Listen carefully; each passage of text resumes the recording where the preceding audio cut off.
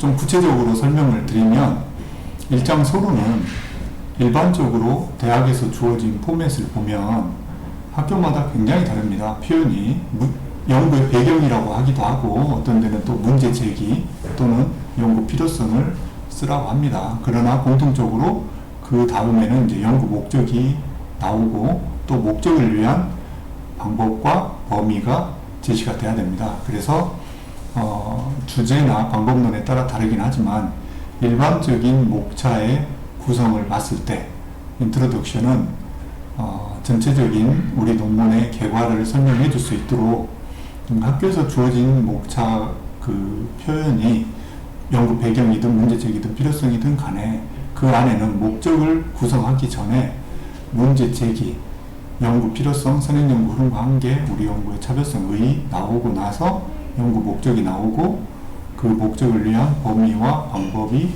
구성되는 게 일반적입니다.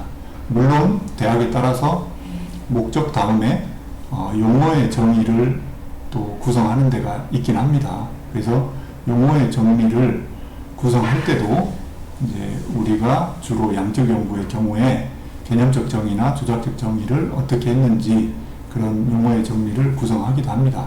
그래서 여기에서는 일반적인 구성 예시로 설명을 드리기 때문에 일반적으로 연구 배경 및 목적 또는 연구 범위 및 방법 이렇게 소제목이 구성이 될 겁니다. 그래서 물론 내용적인 부분은 아까 말씀드린 것처럼 문제제기, 연구 필요성, 선행연구 흐름과 한계 언급이 되고 거기에 따라서 우리 논문의 차별성, 의의가 뭐고 또 연구 목적이 뭔지 그리고 목적을 위한 범위, 방법 순서대로 구성이 돼야 됩니다. 본문은.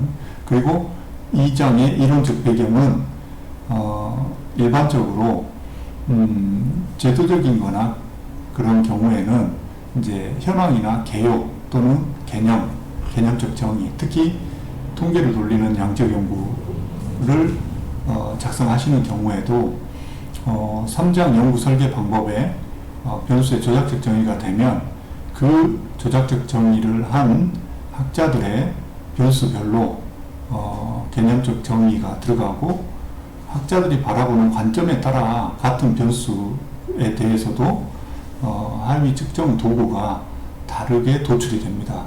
당연한 것이 학자들이나 연구자들도 바라보는 관점에 따라서 개념적 정의가 달리 도출이 되고 그 개념적 정의에 따라서 이론과 모형이 구성이 되면 타당화되고 검증된 척도를 개발하는 데 있어서 하위 측정 변인들, 척도 도구가 그 개념적 정의에 따라서 특정 도구가 도출이 됩니다. 그래서 우리가 3장 연구 설계 방법론과 2장 이론적 배경은 톱니바퀴처럼 방법론이 이론 고찰과 실증 분석입니다. 그래서 톱니바퀴처럼 맞물리라고 표현을 합니다. 그래서 3장 연구 설계에서 변수별로 하위 측정 도구를 뒤에 설명드리겠지만 조작적 정의가 되면 그 인용한 학자들 도구를 인용을 했다라고 하면 이론적 배경, 이론적 고찰 부분에 그 학자의 변수별로 개념적 정의와 이론과 모형이나 측정 도구에 대한 설명이 반드시 들어가야 됩니다.